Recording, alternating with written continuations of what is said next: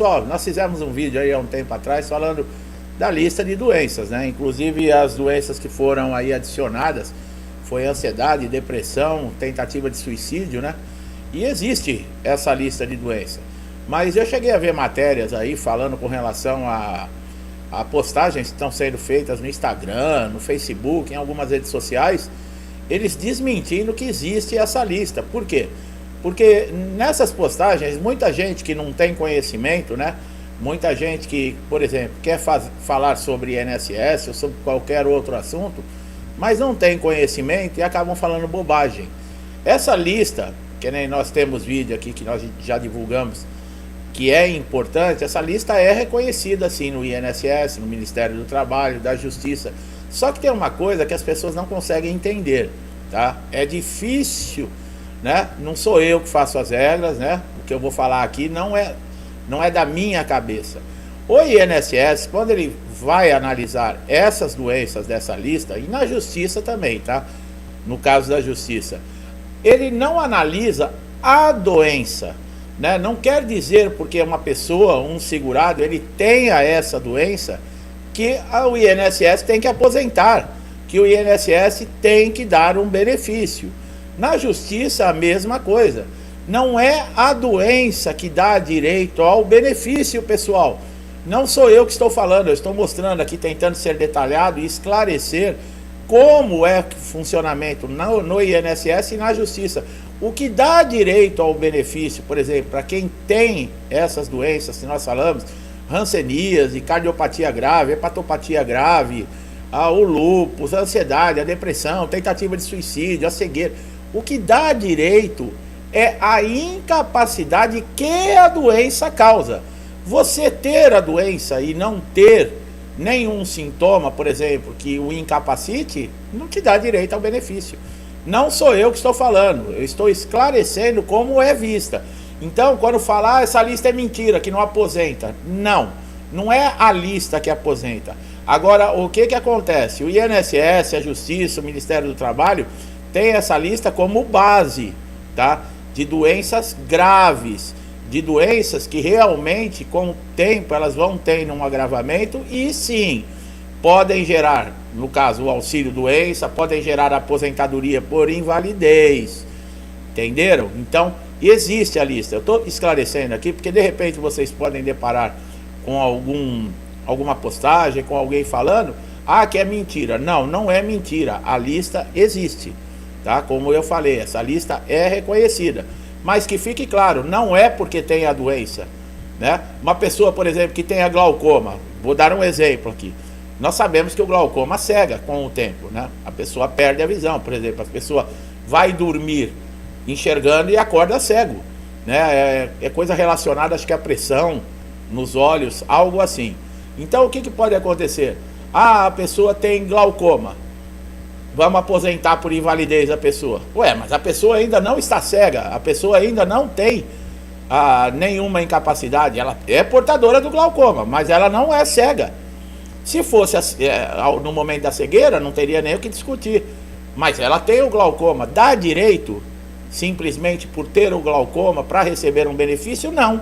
Se você chegar na frente do perito com um laudo de um outro médico falando, esse segurado, ele é portador de glaucoma, o perito vai falar não para auxílio-doença, não para aposentadoria, para nada. Porque você ainda continua enxergando, entendeu? É assim que o INSS olha. É assim que, por exemplo, um processo judicial, muitas vezes, né, vai passar numa perícia judicial e esse perito judicial ele acaba negando a incapacidade por esse motivo. A pessoa entra na justiça simplesmente achando, porque ela é portadora da doença, que já tem direito à aposentadoria, e não funciona assim, pessoal, tá? Para você ter direito, não é a doença, para você ter direito é a incapacidade que a doença causa. E outra coisa, né? O INSS, eu peguei uma matéria dentro do portal, aqui, a pessoa que começa a contribuir com o INSS, e caso ela já tenha uma doença pré-existente, ela não tem direito ao auxílio por incapacidade temporária, se o motivo do afastamento for decorrente a problema de saúde.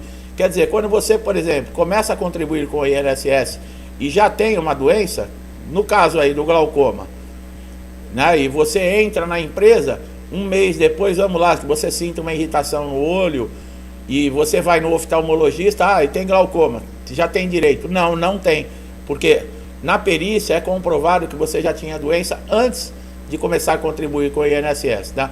Pela legislação, nesse caso, o benefício só será concedido se houver o agravamento da enfermidade, né? Comprovado por meio de um exame médico pericial. É o caso, por exemplo, das pessoas com problema de visão, né? Que depois, né, se transforma em cegueira. É o caso do glaucoma que eu acabei de falar. Para ter direito ao auxílio, né, o segurado precisa passar por exame médico pericial no INSS e federal, tá? Quando está na justiça.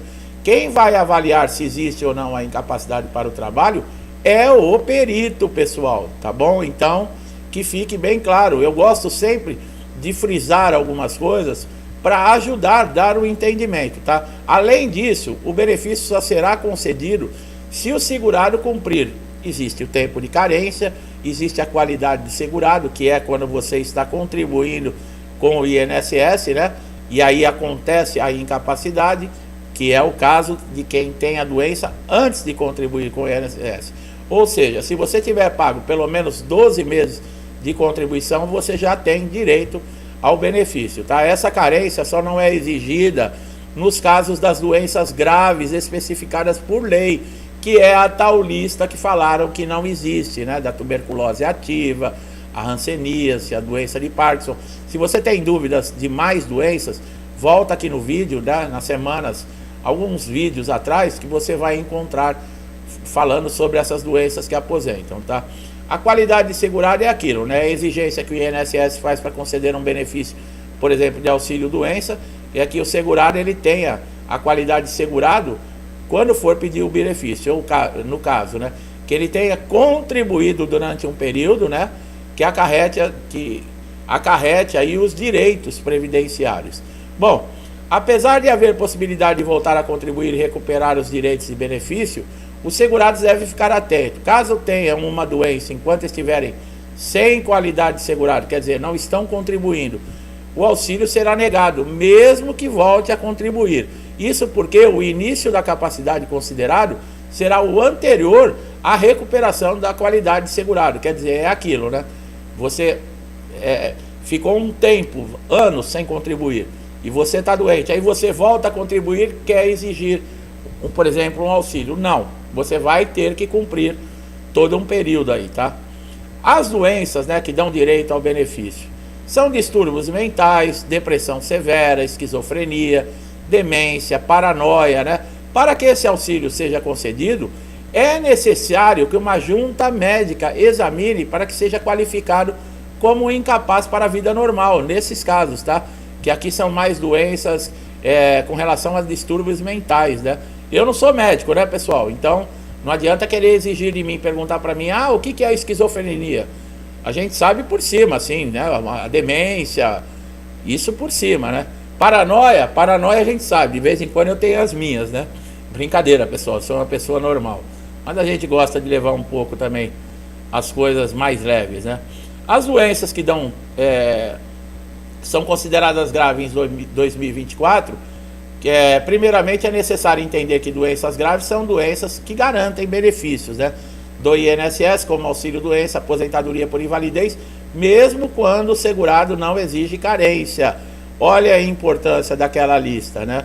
Essas doenças que falaram que não existe essa lista, para você ter uma ideia, quando você é portador e elas estão num estágio que está causando a incapacidade, não exige carência.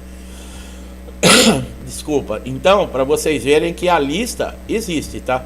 Esta lista do próprio INSS, que inclui enfermidades, né, que causam incapacidade para o trabalho de forma temporária ou permanente, mas que devido à sua gravidade, o segurado ainda precisa de assistência de forma urgente, né? Tuberculose ativa, hanseníase, transtorno psiquiátrico severo, câncer, cegueira, paralisia incapacitante, doenças cardíacas, mal de Parkinson, escoliartrose anquilosante, nefropatia grave, estágio avançado da doença de Paget, AIDS, exposição à radiação, hepatopatias críticas, lúpus, esclerose múltipla, epilepsia, depressão, ansiedade, tentativa de suicídio. Esta é a lista atualizada, tá, pessoal? Não me pergunte com relação a essas doenças, porque como eu falei, eu não sou médico. De vez em quando aparece uma pergunta aqui no canal, né?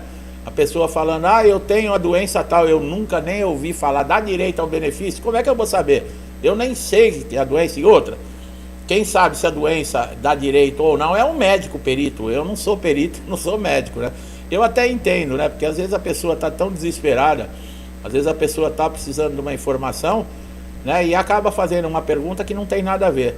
Entretanto, mesmo que não se enquadre em uma dessas categorias, o segurado ainda pode ter direito à aposentadoria por invalidez, desde que atenda a critérios essenciais mencionados, tá? Quando se discute aposentadoria por invalidez e as doenças relacionadas, lembre-se de que a condição de saúde é parte do processo e os requisitos gerais são os verdadeiros determinantes. Então, o que acontece aqui?